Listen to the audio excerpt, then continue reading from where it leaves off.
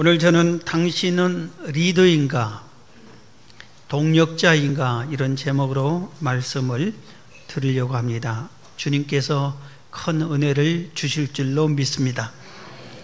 영국 파이낸셜 타임즈에 마틴 루크라고 하는 사람이 리더가 갖춰야 할 7가지를 소개했습니다.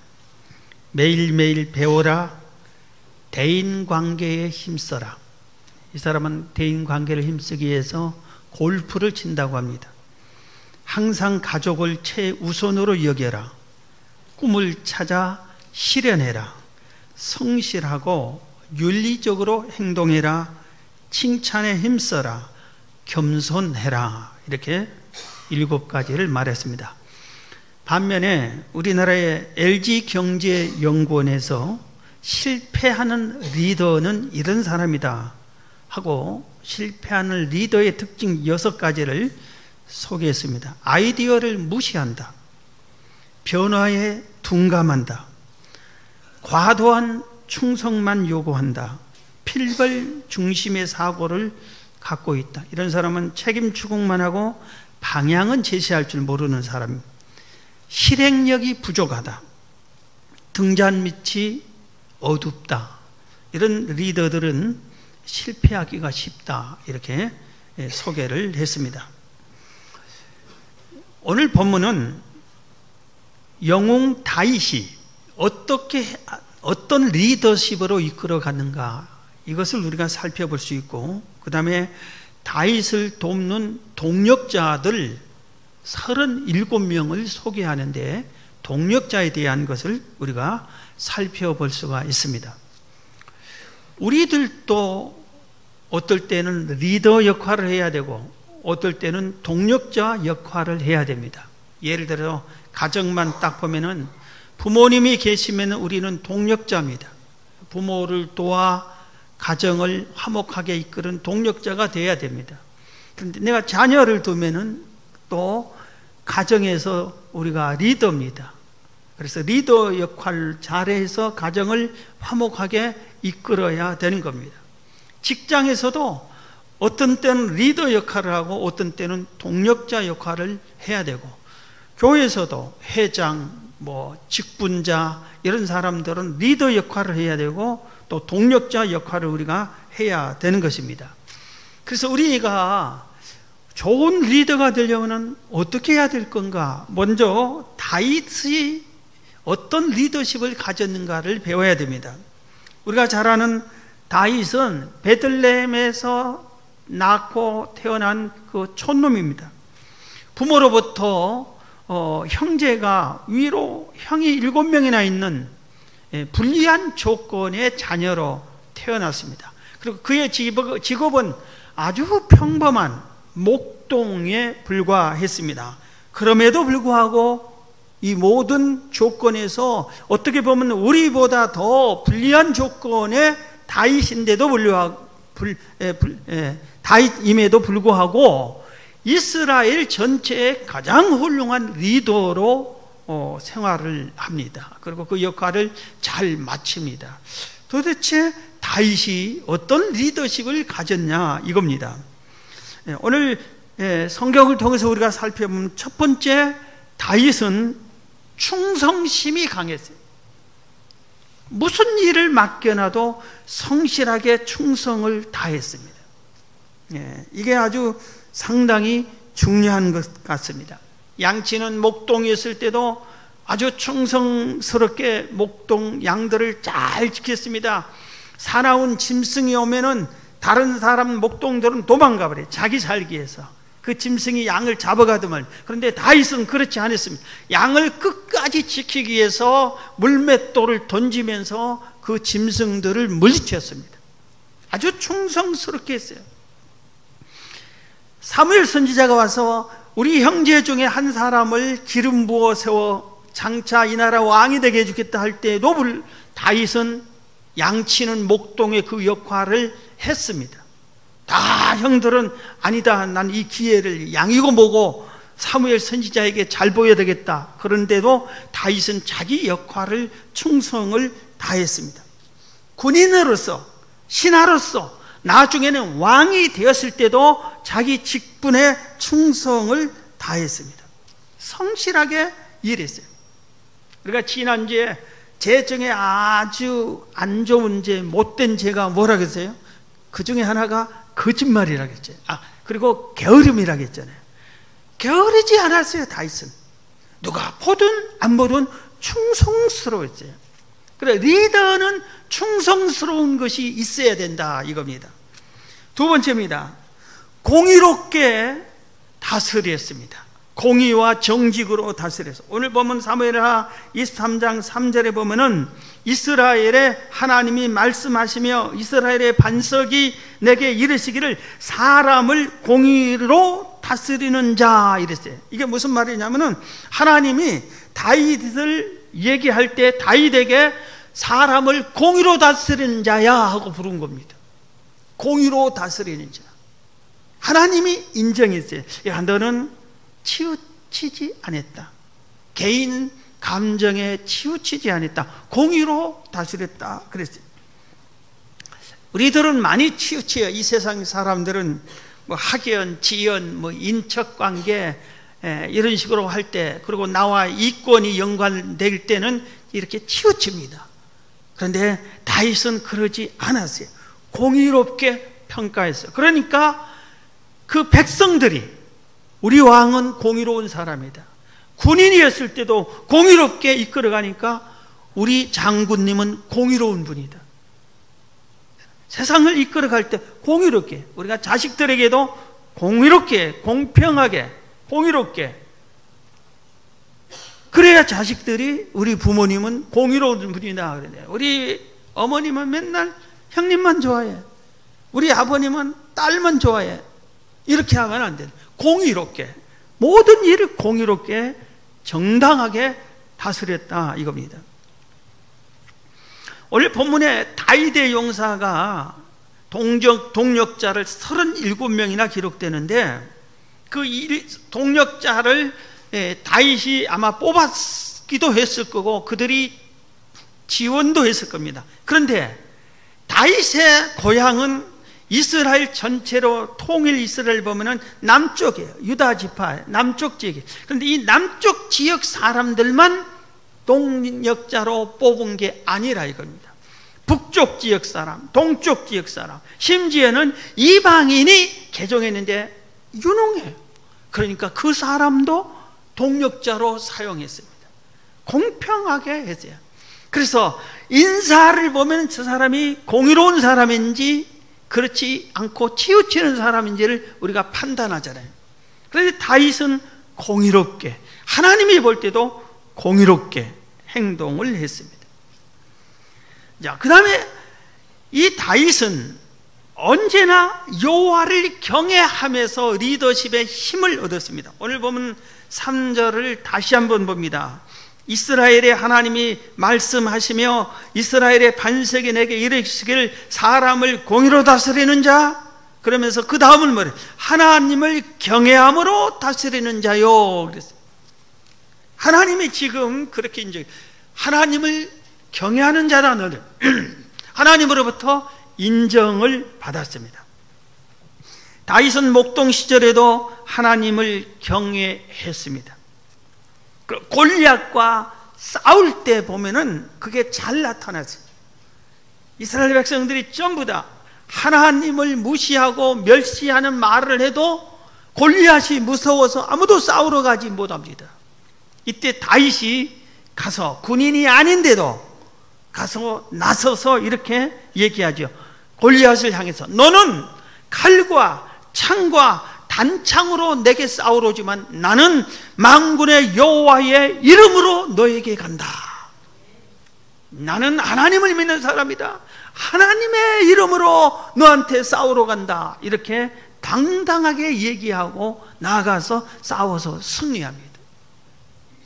여호와를 경외하는 일을 어디서나 그랬어요. 교회에서 여호와를 잘 경외하다가 집에 돌아와서는 경외하지 않고, 직장에 가서 경외하지 않고, 사회에 가서 경외하지 않고, 그러면 안 된다. 이게 어디서나 힘든 일을 만나도 어려운 일을 만나도 여호와를 경외하면서 그 일을 헤쳐나갔다 이것입니다. 다윗이 여호와를 잘 경외함을 표현하는 성경 말씀 수없이 많은데 몇 곳만 소개합니다. 시편 23편 1절 2절 여호와는 나의 목자시니 내게 부족함이 없으리로다. 그가 나를 푸른 풀밭에 누이시며 쉴만한 물가로 인도하시는도다. 이 말을 이 시대의 말로 조금 각색을 한다면은 지금 경기가 어렵고 뭐 먹고 살기 어렵고 젊은 사람 직장 찾기가 어렵고 뭐 너무 힘들다 그런데 다윗은 그렇지 않았어요. 여호와는 나에게 먹고 살 길을 분명히 열어줄 것이고 푸른 조장으로 좋은 직장도 주실 것이고 이런 믿음을 가진 겁니다. 여호와를 경외하는 그 표현을 이렇게 한 겁니다. 시편 18편 1절에도 나의 힘이 되신 여호와여 내가 주를 사랑하나이다 그랬어요. 나의 힘이 되신 여호와여 내가 주를 사랑하나이다. 하나님이 내 힘이 된다. 내 삶의 힘은 하나님에게로부터 나온다. 이렇게 여호와를 온전히 경외했습니다. 시편 3편 5절 6절에도 내가 누워 자고 깨었으니 여호와께서 나를 붙드심이로다. 천만인이 나를 애워싸 진친다 하여도 나는 두려워하지 아니하리이다. 10,000,000명이 나를 죽이려고 한다 할지라도 왜 두려워하지 않아요? 여호와를 경외하니까, 여호와 하나님이 나와 함께 하니까, 이것을 굳게 믿으니까 그런 겁니다. 우리가 이 세상에 사는 삶의 힘의 원천이 다윗처럼 여호와에게서 온다고 믿는, 여호와를 경외하는 경외심이 우리에게도 있어야 됩니다. 이 경외심을 갖기를 주의 이름으로 축원합니다. 네 번째입니다. 다윗의 리더십은 동력자들의 도움을 받았어요. 동력자를 잘 만나고 동력자를 잘 키워주고 동력자의 도움을 받았습니다. 다윗은 예를 들면 전쟁에서는 신과 같았어요. 싸움을 아주 잘했어요. 그렇기 때문에 싸울 때 모든 군인들에게 자기 주장대로 하고 싶었을 거예요. 모든 것이 자기가 옳다고 했을 거예요. 이런 사람의 특징이 남의 말을 잘 안 듣습니다. 자기가 똑똑하고 자기가 잘났으니까 남의 도움을 받지 않으려고 합니다. 그런데 다윗은 그게 아니었어요. 어떤 전쟁은 군인들이 자기 부하들끼리 싸우게끔 내버려 두었어요. 그럴 정도로 신뢰했어요. 동력자들의 도움을 받았어요. 받아들였어요. 심지어는 다윗이 원수의 나라, 적군의 나라 블레셋 왕에게 가서도 도움을 받습니다. 이럴 줄을 우리가 알아야 돼요. 나는 죽으면 죽어도 남의 도움은 안 받는다. 이게 잘난 것 같은데 그렇지 않다 이겁니다. 동력자들을 많이 만들고 이 동력자들의 도움을 받을 줄 아는 사람이 훌륭한 리더가 된다 이겁니다. D.L. 무디는 아주 영국이 낳은 훌륭한 전도자입니다. 100만 명을 전도했습니다. 그가 한 번씩 설교하면 수많은 사람이 예수를 믿고 회심했습니다. 그런데 이런 훌륭한 리더로 성장한 것을 보면은 그의 환경을 보면 정말 어처구니 없어요. 그의 아버지는 4살 때 돌아가셨어요. 그리고 자녀들을 남겨놨는데 8남매를 남겨놨어요. 그 중에 5째가 무디입니다. 참 가난한 집안이었어요. 그래서 초등학교를 5년밖에 못 다녔어요. 그게 무디의 학력이에요. 그런데 이 무디가 동력자 3사람을 잘 만나서 100만 명을 전도한 당대의 가장 유능한 부흥사요 설교자였습니다. 그는 신학교를 다니지 못했어요. 그래서 목사가 되지도 못했어요. 그럼에도 불구하고 이런 큰 영혼을 구원하는 일을 해냈어요. 그런데 이 세 사람이 누구냐면은 한 명은 에드워드 캠버리라고 하는 주일학교 선생님이에요. 주일학교 선생님이 얼마나 중요한지 모릅니다. 이 선생님이 무디를 예수 믿게 했어요. 그리고 성령 받게 했어요. 그래, 그 선생님 때문에 예수님 믿고 회심하고 구원받고 주의 일을 하는 사람으로 변화를 받습니다. 그는 직업이 구두 수선공이었어요. 그런데 주일학교 교사로부터 출발해서 나중에는 성경학교를 세우고 미국과 영국을 오가면서 복음을 전하는 사람이 되죠. 또 한 사람은 생키라고 하는 그 당시 유명한, 오늘 말하면 CCM 가수입니다. 무디가 열심히 설교하고 나면 그 다음에 생키가 등장해서 무디의 설교에 맞는 아름다운 찬양을 은혜롭게 싹 불려줬어요. 그러면서 성도들이 너무나 은혜를 받았어요. 이 생키의 도움이죠. 그래서 무디가 한 팀이 되자고, 그래서 같이 전도하러, 부흥회하러 같이 다녔어요. 또 한 사람은 무디에게 헨리 무하우스라고 하는 박사님이에요. 이분은 신학 박사와 같은 이런 분입니다. 신학, 성경을 잘하는 분이에요. 무디는 신학교도 못 다녔잖아요. 초등학교 졸업도 제대로 못 했잖아요. 그래서 그가 설교할 때 어떨 때는 어법이 틀리고 문법이 틀리고 아주 뒤죽박죽으로 말을 전할 때가 있었어요. 그런데 헨리 무하우스가 잘 가르쳐 줬어요. 그래서 그 도움을 받았어요. 그래서 무디가 자기 인생에서 이 세 사람의 도움을 잘 받았기 때문에 100만 명이나 전도하는 훌륭한 전도자가 된 거예요. 부흥사가 된 거예요.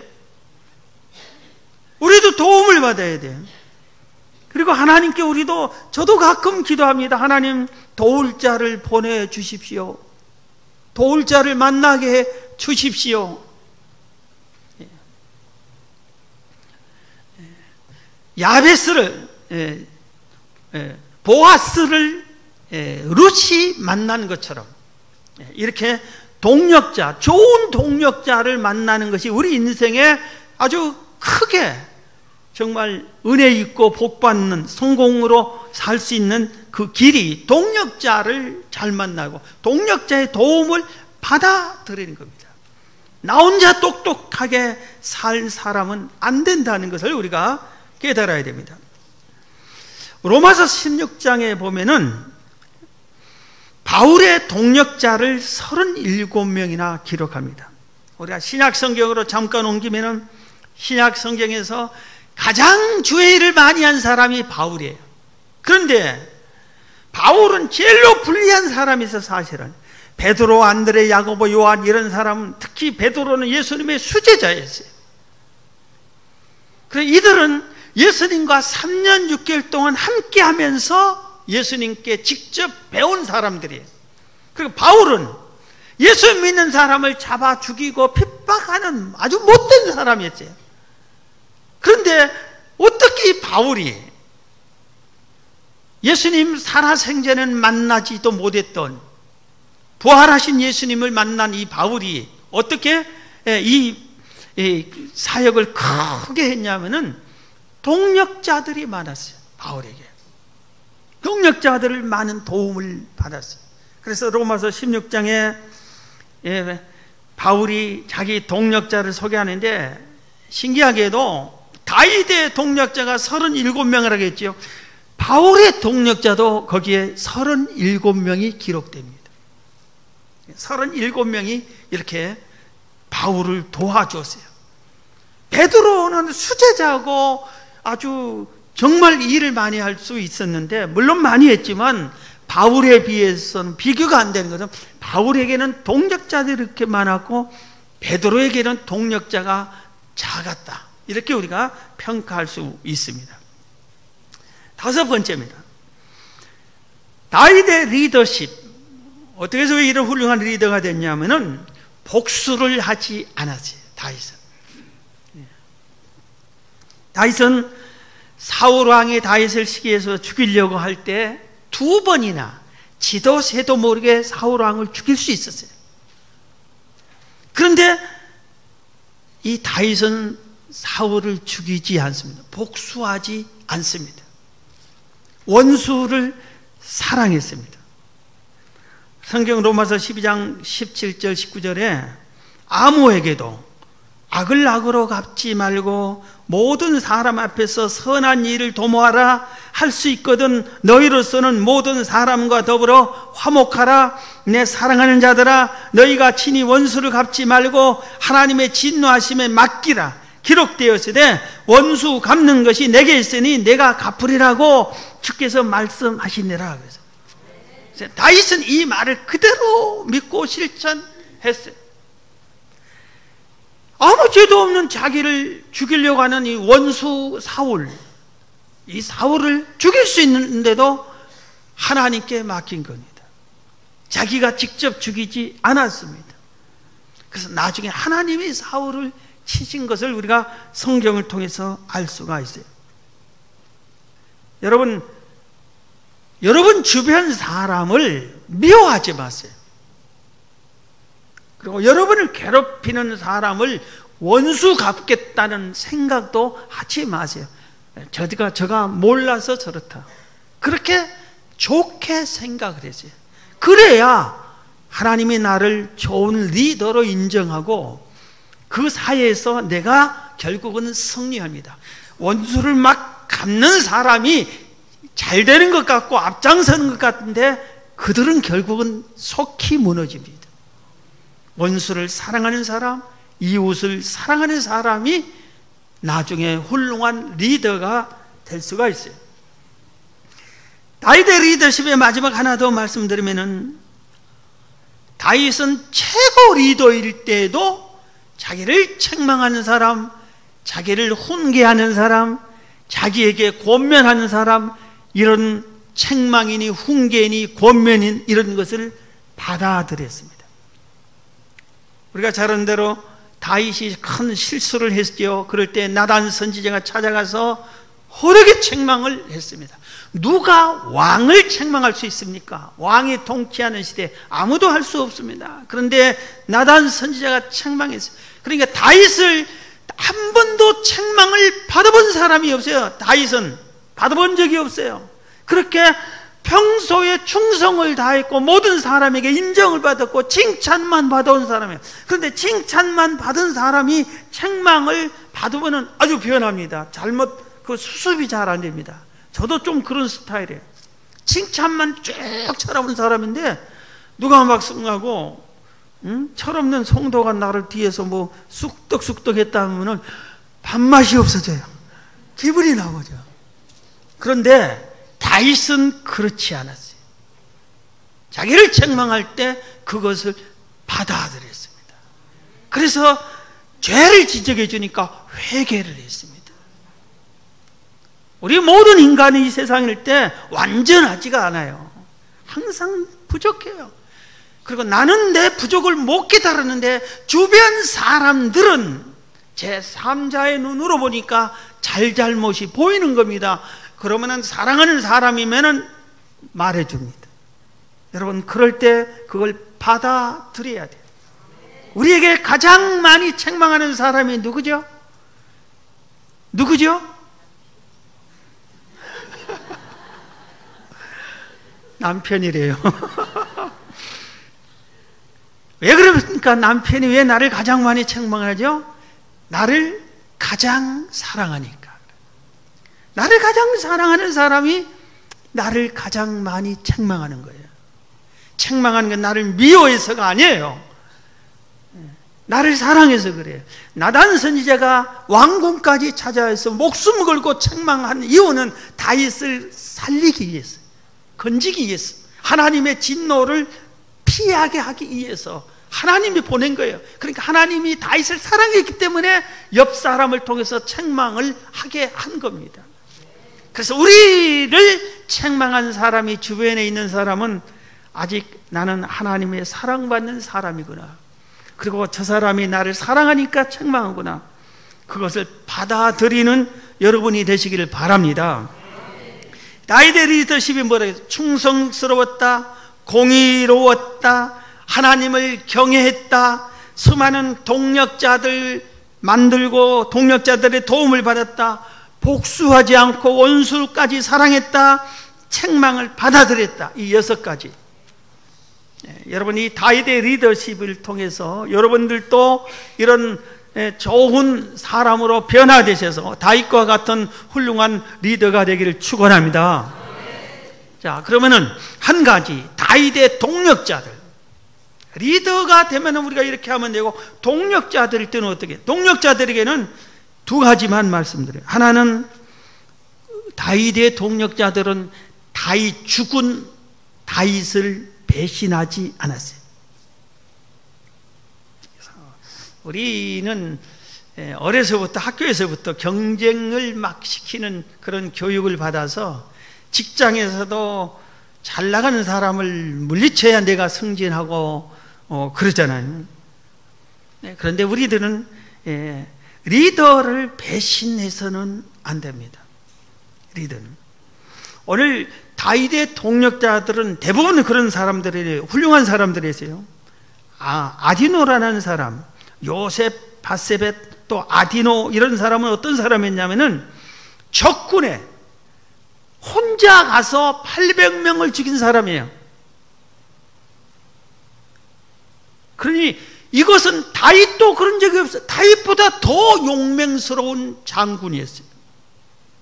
그러니까 그를 많은 신하들이 따랐고 존중하게 됐어요. 그러면 이럴 때 어떻게 해요? 마음을 좀 바뀌면, 다윗도 군인이었다가 왕이 됐는데 내가 다윗을 쳐버리고 왕이 될까? 이런 생각이 들 수 있어요. 그런데 이들은 다윗을 배신하지 않습니다. 나는 우리의 주군인 다윗을 돕는 동력자 역할이라는 것을 알았어요. 그래서 그 역할을 잘해야 된 겁니다. 짧게는 우리나라 역사만 봐도 대통령의 리더가 될 사람이 아닌데 대통령 역할을 해서 불행한 사람이 한두 사람이 아니잖아요. 무조건 리더만 좋은 게 아니라 내 역할이 동력자 역할이로 은사가 있을 때는 동력자 역할을 잘 하는 것이 그 사람 성공하는 길입니다. 그리고 우리의 리더를 배신하지 않아야 된다 이겁니다. 2번째, 동력자들, 이 다윗의 동력자들의 특징은 주군을 위해서, 다윗을 위해서 목숨까지 내놓는 헌신을 했습니다. 희생까지 각오했어요. 전쟁이 일어났어요. 블레셋이 이스라엘을 공격했습니다. 그리고 베들레헴의 다윗의 고향인 베들레헴을 다 거기를 점령하고 거기를 진지로 삼았어요. 그리고 예루살렘을 다윗은 떠나서 지금 도망가 있어요. 그런데 이런 상황에서 언제나 승리만 즐겼던 다윗이 패배해서 이렇게 후퇴했을 때의 기분이 얼마나 마음이 힘들겠어요. 이때 다윗이 얘기합니다. 혼잣말로, 내 고향 베들레헴 우물가에 물이 먹고 싶다 그럽니다. 그러니까 그 동력자들 중에 3명이 우리가 가자, 군사들을 데리고 가는 게 아니라 가면 싸워야 되잖아요. 그런데 적군이 완전히 점령한 그 지역을 몰래 목숨 걸고 스며 들어가서 다윗이 말한 그 우물에서 물을 떠가지고 바칩니다. 얼마나 귀한 충성이에요. 다윗이 너무 감격스러워서 그런지 이 물을 마시지 못합니다. 하나님께 바칩니다. 예. 자기의 주군을 위해서 나는 희생할 수 있다, 그런 각오가 있어야 됩니다. 주군이, 리더를 성공시킵니다. 마지막 한 가지인데, 그리고 리더와 함께 성공합니다. 그리고 그 공을 같이 나눕니다. 복을 같이 나눕니다. 다윗을 성공시키고, 다윗이 성공하니까 같이 군대의 요직을 차지합니다, 이들이. 그리고 상을 같이 받습니다. 성경에 다윗만 기록되어 있는 게 아니라 다윗의 동력자들 이름이 기록이 됐다 이겁니다. 이것은 하나님도 동력자들을 인정했다 이겁니다. 하늘에서 이들도 상이 있다 이겁니다. 로마서 16장 3절 4절에 보면은 이런 말씀이 있어요. 너희는 그리스도 예수 안에서 나의 동력자들은 브리스가와 아굴라에게 문안하라. 그들은 내 목숨을 위하여 자기들의 목까지 내놓았나니 나뿐 아니라 이방인 모든 교회도 그들에게 감사하느니라. 아까 말했죠. 로마서 16장은 바울이 자기 동력자들 37명을 적어놨다고. 그런데 이 37명을 적을 때 제일 먼저 적은 사람이 누구냐면 브리스가와 아굴라예요. 이 두 사람은 무슨 일을 했냐면 다윗이 하는 일을 위해서, 다윗을 위해서 자기들의 목숨도 내놓았어요. 그렇게까지 다윗을 위해서 헌신했어요. 그래서 다윗이 오늘의 내가 있는 것은 주의 은혜다. 하나님의 은혜로 내가 이 일을 마무리한다. 그런데 반면에 동력자들이 있었기 때문이다. 하고 동력자들 인생 마지막에 나를 도왔던 동력자들 이름을 한 사람 한 사람 적습니다. 37명을 나 적습니다. 그런데 그 중에 제일 먼저 적는 사람이 목숨을 내걸고 바울을 위해서 헌신했던 바울의 동력자 브리스가와 아굴라를 바울이 적어놓은 겁니다. 자, 오늘 말씀을 마치겠는데 여러분을 돕는 동력자들이 누굽니까? 기억해야 됩니다. 이 설교를 하면서 저도 내가 오늘 목사로서 이만큼 목회를 했을 때 도와준 사람들이 누군가 이렇게 한번 생각을 해봤어요. 정말 고마운 분들이 너무나 많이 있었어요. 그분들의 도움이 없었으면 목사가 될 수가 없었어요. 주의 일을 할 수가 없었어요. 우리들은 우리를 돕는 동력자들을 기억해야 됩니다. 그 다음에 내가 리더인가 동력자인가를 여러분이 깨달아야 돼요. 리더인가 동력자인가. 교회 안에서 어떨 때는 리더고 어떨 때는 동력자예요. 그런데 여러분 리더 역할 하기가 힘듭니까? 동력자 역할 하기가 힘듭니까? 성격 따라 다른데 동력자 역할 하기가 사실은 어렵습니다. 내 후배가 리더예요. 나보다 어린 사람이 리더예요. 교회로 말하면 서리 집사가 그 팀에 제일 일을 잘해서 담임 목사님이 리더로 세워요. 아니 그러면 내가 안수 집사인데 나는 장로인데 나는 권사인데 그 팀장을 이런 서리 집사로 세워서 하다니 아이 기분 나빠. 나 안 할게. 다른 일을 할 거야. 이러기가 쉽습니다. 동력자 역할 하기가 쉽어요. 직장에서 새파란 신입사원이 팀장이 됐어요. 나더러 동력자가 되래. 그럴 땐 그 역할 하기가 쉽지가 않아요. 내 역할이 때로는 리더였을 때는 어떻게 해야 되지? 동력자일 때는 어떻게 해야 되지? 오늘 말씀을 통해서 우리가 배울 점은 배우고 내 자신을 변화시키고 깨달을 점은 깨달아야 되는 겁니다. 오늘 다윗처럼 여러분이 훌륭한 리더가 되시고 다윗의 동력자들처럼 여러분이 동력자 역할을 잘 하셔서 여러분의 이름도 성경에 기록되듯이 기록되는 여러분 되기를 주의 이름으로 축원합니다.